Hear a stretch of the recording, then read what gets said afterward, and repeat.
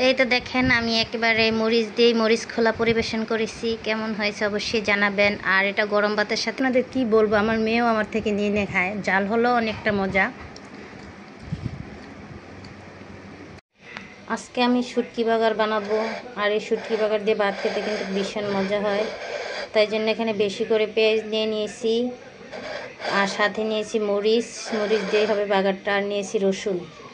তো এখানে আমি 3 রকম নিয়েছি, আর এগুলো এখন আমি একটু ব্লেন্ডার করে নেব। মরিচটা ব্লেন্ডার করে নেব, রসুনটা আদা ছেঁচা করবো, পেঁয়াজটা আদা ছেঁচা করবো। আর সাথে নিয়েছি এই তো শুটকি। এই শুটকিটা দিয়ে আমি শুটকি বাগার দেবো। শুটকিটা আমি মাথাটা ভালো করে ধুয়ে পরিষ্কার করে নিয়েছি, পেটের ভিতরের ময়লাটাও একেবারে দেখুন সুন্দর করে ধুয়ে নিয়েছি। আর সাথে টমেটো নিয়েছি। আমি সবসময় শুটকি বাগারে টমেটো দেই। তো আপনারা অবশ্যই আমার ভিডিওর সাথে থাকবেন।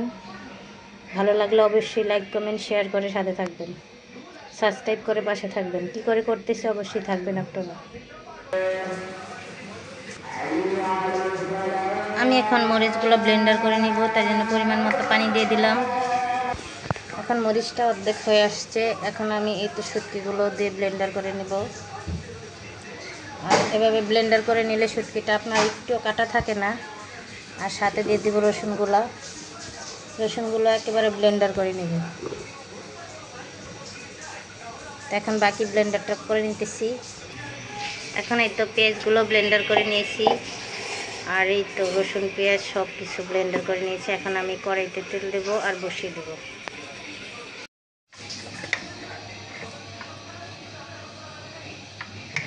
বেশি করে তেল দিয়ে নিলাম। শুটকি বাগারে প্রচুর পরিমাণ তেল দিতে হয়, তো এখন প্রচুর পরিমাণ আমি অনেকটা তেল দিয়েছি।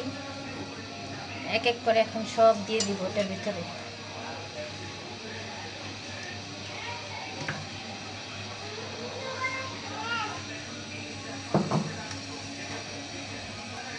তেলটা গরম হয়ে গেছে, এখন আমি এগুলো দিয়ে দেবো সব।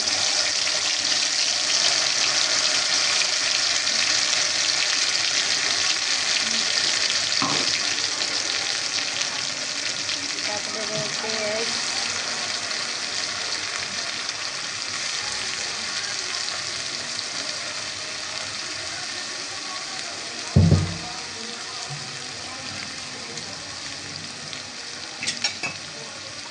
এখন নাড়াচাড়া করে নেব।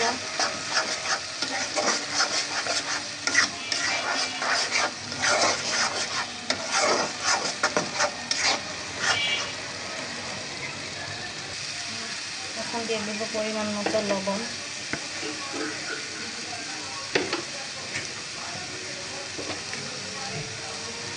দিয়ে দিব হলুদের গুঁড়া, আর এখন দিয়ে দিব এই তো সব কিছু ধুয়ে পরিষ্কার করে নিয়েছি সেই পানিটা, কারণ পেঁয়াজটা সিদ্ধ হওয়ার জন্য এই পানিটা দরকার আছে। তো এখন এটাকে শুধু নাড়াচাড়া করতে হবে, প্রচুর পরিমাণ নাড়াচাড়া করতে হবে যাতে একদমই নিচে লেগে না যায়। এখন দিয়ে দিব টমেটোগুলা। টমেটো দেওয়ার কারণে টেস্টটা বেড়ে যাবে, ঝালটা কম লাগবে। এখন এটাকে আমি শুধু রান্না করব। দেখুন এটা এখন প্রচুর পরিমাণ ছিটবে।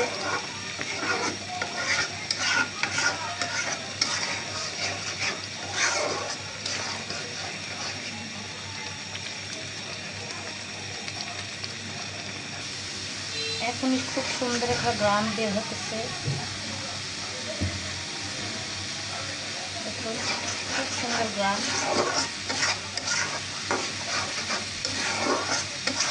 এখন এটা আমার নাড়ার উপর রাখতে হবে, যত নাড়াচাড়া করবো তাহলে তলায় লেগে যাবে না।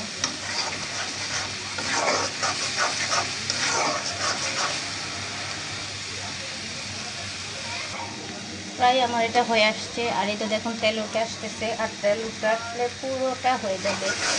আমি অফ ক্যামেরাতে এটাকে ভালো করে নাড়াচাড়া করে নিয়েছি। এখন এটা আমার আরও হবে, যতটা ভাজা ভাজা হবে খেতে ততটাই মজা হবে।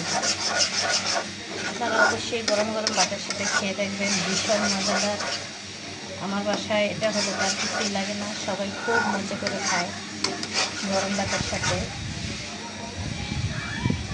তো আমার শুটকি ব্যাপারটা হয়ে গিয়েছে, দেখুন এখন তেল উঠতেছে, একেবারে সুন্দর মতন হয়েছে।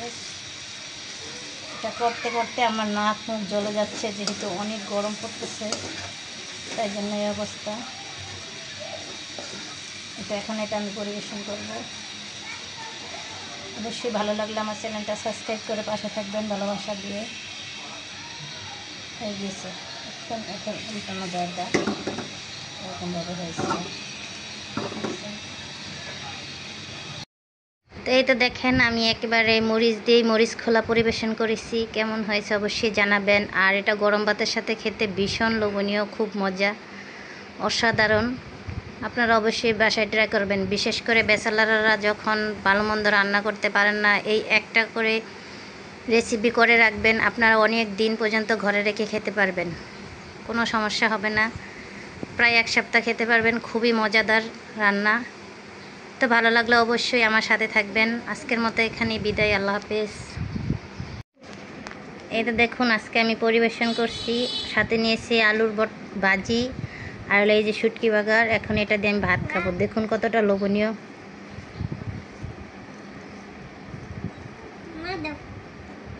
এই দেখুন, বিসমিল্লাহ। আমার মেয়েটা আমার থেকে নিয়ে খাচ্ছে, খুবই মজাদার হয়েছে, সুস্বাদু। আপনারা অবশ্যই বাসায় বানিয়ে খাবেন।